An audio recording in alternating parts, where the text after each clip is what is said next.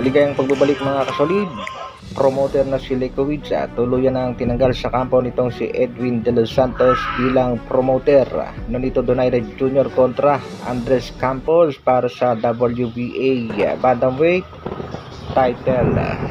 Sabay-sabay nating panoorin ang isa sa matinding laban ng The Filipino Plus nito Donaire Jr. Pero bago yan, pa-like, pa-share at pa-subscribe naman sa ating channel. Para sa ating unang balita mga kasolid, ang naging pahayag ng promoter na si Samson Lekowicz. There was a lot of money involved but I couldn't take a chance for him to get hurt. Keyshawn Davis was so big, it looked like Davis had trained for 140 pounds kaya hindi hinayaan itong si Lekowicz na ituloy ang laban ng kanyang alagang si De Los Santos kontra nga dito kay Keyshawn Davis. At ito nga mga kasolid na naging dahilan nitong si Edwin De Los Santos upang tanggalin itong si promoter Lekowicz sa kanyang kampo. Ang gusto lang naman ng veterans promoter ay maprotektahan itong si De Los Santos. Ayon pa kay Lekowicz, I have been 30 years in this business. I know this is a fact. He tried to hurt my guy and I will not allow it. He needs to be an example for the future. The money is secondary, mas importante nga daw ang kalusugan pero hindi nga nagustuhan nitong si Edwin De Los Santos dahil gustong-gusto niya talagang ituloy ang laban kontra nga dito kay Keyshawn Davis whatever circumstances. At heto nga mga kasolid ang naging pahayag nitong si Edwin De Los Santos. We had misunderstanding on the monetary business side. I wanted to fight Keyshawn no matter the circumstances. I wanted the title. Sa kabilang balita naman mga kasolid, matapos nga hindi magkasundo ang dalawang kampo, yan nga ang kampo ni Donaire at Casimiro para sa kanilang bakbakan, ay tuloy na tuloy naman ang laban nitong si Nonito Donaire Jr.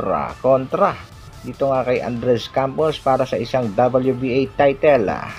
Bagamat medyo may edad-edad na rin itong si Nonito Donaire Jr., 42 years old na nga mga kasolid, marami pa rin mga boxing fans ang nagsasabi nga kayang ipanalo ni Donaire ang laban. Mas matangkad nga naman itong si Donaire Jr. at mas veterano kung ikumpara dito kay Campos.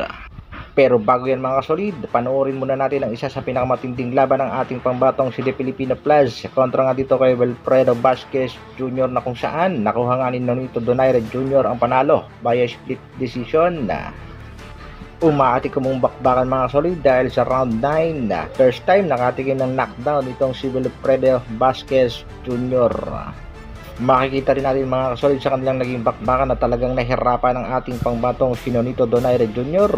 Bugbog din ang inabot dito kay Vasquez. Pero buti na lamang at napabagsak ni Nonito itong si Vasquez sa round number 9 na kung saan ito ang isa sa mga naging dahilan upang makuha ng ating pangbatong si Donaire Jr. ang panalo via split decision at sa kanya magiging laban kontra nga dito kay Andres Campos. Ito ang kanya magiging sandata upang makuhulit ang panalo bagamat mahigit isang taon na rin hindi nakalaban ng ating kababayan. Kaya mga kasolid, suportahan natin ang laban ng nag-iisang The Filipino Plus Nonito Donaire Jr. At kung mananalo ang ating pambato, sigurado may pag-asa maging world champion ulit.